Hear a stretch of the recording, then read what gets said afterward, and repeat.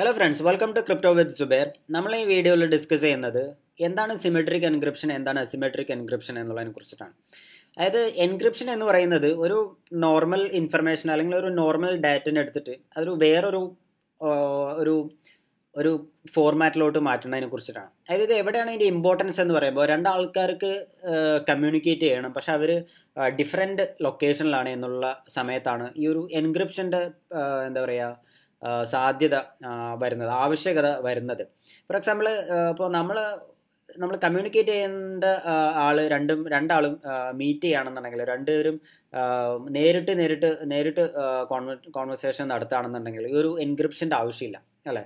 പക്ഷേ നേരെ മറിച്ച് അപ്പോൾ ഞാനിപ്പോൾ ഇവിടെ ദുബായിലാണ്. എനിക്ക് ഒരു സീക്രട്ട് ആയിട്ടുള്ള ഒരു ഇൻഫർമേഷൻ എൻ്റെ നാട്ടിലുള്ളൊരു ഫ്രണ്ടിന് കൈമാറണം എന്നുണ്ടെന്നുണ്ടെങ്കിൽ ഞാൻ ഒരു എൻക്രിപ്ഷൻ യൂസ് ചെയ്യേണ്ടി വരും.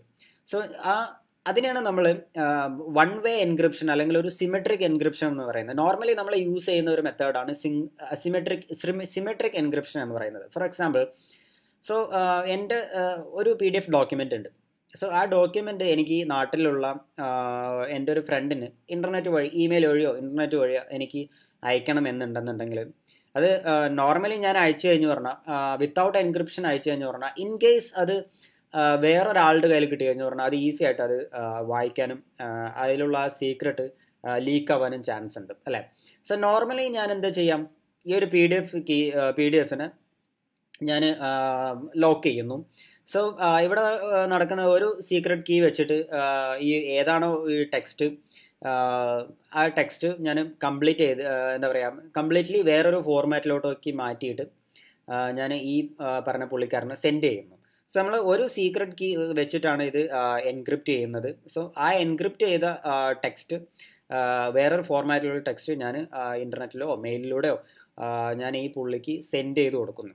സോ അങ്ങനെ ആ എൻക്രിപ്റ്റ് ചെയ്ത ഫയൽ കിട്ടിയ എൻ്റെ ഫ്രണ്ടിന് അത് ഡീക്രിപ്റ്റ് ചെയ്യണമെന്നുണ്ടെങ്കിലും എന്ത് വേണം, ഞാൻ എൻക്രിപ്ഷന് യൂസ് ചെയ്ത പാസ്വേഡ്, ആ കീ വേണം. ആ കീ ഉണ്ടെന്നുണ്ടെങ്കിൽ മാത്രമേ ആ ഫ്രണ്ടിനും അത് ഡീക്രിപ്റ്റ് ചെയ്യാൻ പറ്റുള്ളൂ. ഓക്കെ, സോ ഞാൻ എൻക്രിപ്റ്റ് ചെയ്ത ഫയൽ അയച്ചാൽ മാത്രം പോരാ, ആ അയക്കണതിൻ്റെ ഒപ്പം ഞാൻ എൻ്റെ കീയും അയക്കണം.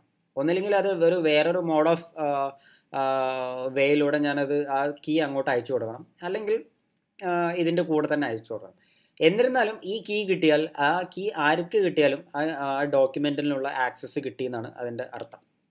ഓക്കെ, സോ ഇതിന് ഒരുപാട് ഡ്രോബാക്ക് ഉണ്ട്. സോ നമ്മളിപ്പോൾ ഇൻ്റർനെറ്റിലൂടെ ആയിട്ടുള്ള കമ്മ്യൂണിക്കേഷൻ ആയത് കാരണം കൊണ്ട് തന്നെ ഈ ഡോക്യുമെൻ്റ് കിട്ടുന്നതിന് പകരം ഈ ഡോക്യുമെൻറ്റും കീയും ഒരുമിച്ച് കിട്ടിക്കഴിഞ്ഞ് പറഞ്ഞാൽ ആർക്ക് വേണമെന്നുണ്ടെങ്കിലും ആ ഡാറ്റ തുറന്ന് നോക്കാവുന്നേ ഉള്ളൂ എന്നുള്ളതാണ്.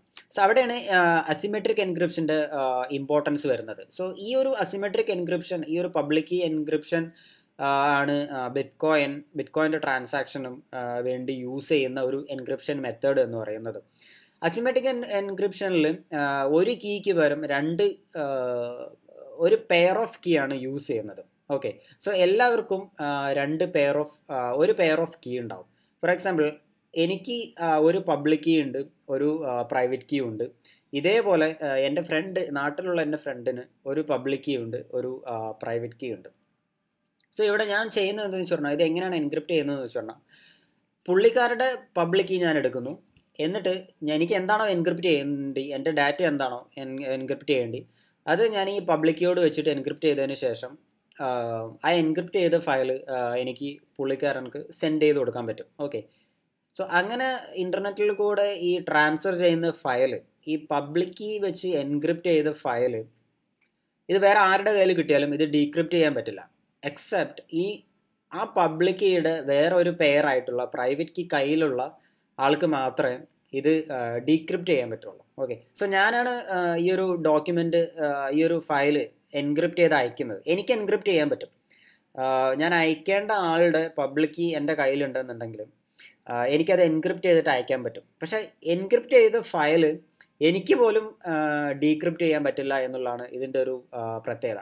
ആ പബ്ലിക് കീയുടെ മറ്റൊരു പെയറായിട്ടുള്ള പ്രൈവറ്റ് കീ ഹോൾഡ് ചെയ്തിരിക്കുന്ന എൻ്റെ ഫ്രണ്ട്, സോ ആ പുള്ളിയുടെ കയ്യിൽ മാത്രം ഈ ഒരു എൻക്രിപ്റ്റ് ചെയ്ത ഫയൽ കിട്ടിയാൽ മാത്രമേ ഇത് ഡീക്രിപ്റ്റ് ചെയ്യാൻ പുള്ളിക്കാരനക്ക് പറ്റൂ. സോ ഇൻ ബിറ്റ്വീൻ ഏതൊരു ഹാക്കർ ആയാലും മറ്റാര് ഹാക്ക് ചെയ്തിട്ട് ഈ ഒരു ഫയൽ കിട്ടിയാലും അൺലെസ് ആ ഒരു പ്രൈവറ്റ് കീ ഇല്ലാതെ ഈ ഒരു ഡോക്യുമെൻ്റ് ഡീക്രിപ്റ്റ് ചെയ്യാൻ പറ്റില്ല എന്നുള്ളതാണ് ഈ ഒരു അസിമെട്രിക് എൻക്രിപ്ഷൻ്റെ പ്രത്യേകത എന്താണെന്ന് വെച്ച് പറഞ്ഞാൽ. സോ സിമെട്രിക് എൻക്രിപ്ഷനിൽ നമ്മൾ ഒരു കീ യൂസ് ചെയ്തിട്ട് എൻക്രിപ്റ്റ് ചെയ്യുന്നതിന് പകരം അസിമെട്രിക് എൻക്രിപ്ഷനിൽ രണ്ട് കീ യൂസ് ചെയ്തിട്ടാണ് ഈ ഒരു എൻക്രിപ്ഷൻ ഡീക്രിപ്ഷൻ മെത്തേഡ് ഈ ഒരു കാര്യം പോസിബിൾ ആവുന്നത്.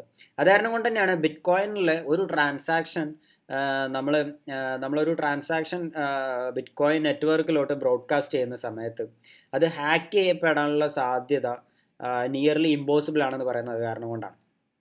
സോ ഇതിൻ്റെ കംപ്ലീറ്റ് പ്രൈവറ്റ് കീയും പബ്ലിക് കീയും ആ ഒരു പ്രൈവറ്റ് കീ ഉള്ളവർക്ക് മാത്രമേ ഇതിൽ ആക്സസ് ചെയ്യാൻ പറ്റുള്ളൂ. ബാക്കിയുള്ള ഇപ്പോൾ ഫോർ എക്സാമ്പിൾ നമുക്കിപ്പോൾ നമ്മുടെ ബാങ്ക് അക്കൗണ്ട് ഡീറ്റെയിൽസ് നമുക്ക് ആർക്ക് വേണമെന്നുണ്ടെങ്കിലും കൊടുക്കാം.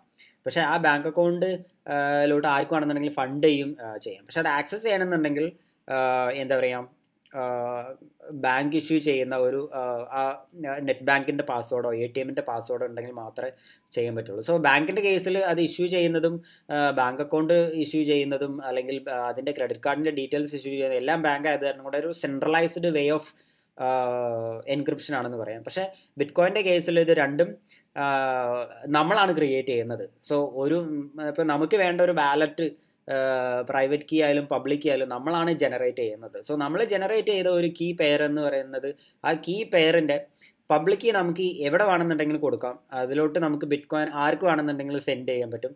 പക്ഷേ ആ പബ്ലിക് കീയിലോട്ട് എൻക്രിപ്റ്റ് ആയി വന്ന ബിറ്റ് കോയിൻ എന്ന് പറയുന്ന ബിറ്റ് കോയിൻ അത് ആക്സസ് ചെയ്യണമെന്നുണ്ടെങ്കിൽ അതിൻ്റെ മറ്റൊരു പെയറായിട്ടുള്ള പബ്ലിക് കീ ഉള്ള ഒരാൾക്ക് മാത്രമേ പറ്റുള്ളൂ. സോ ഇതാണ് ബേസിക് ആയിട്ടുള്ള ഈ അസിമെട്രിക് എൻക്രിപ്ഷൻ എന്ന് പറയുന്നതിൻ്റെ ബേസിക് ആയിട്ടുള്ള ഒരു എക്സ്പ്ലനേഷൻ.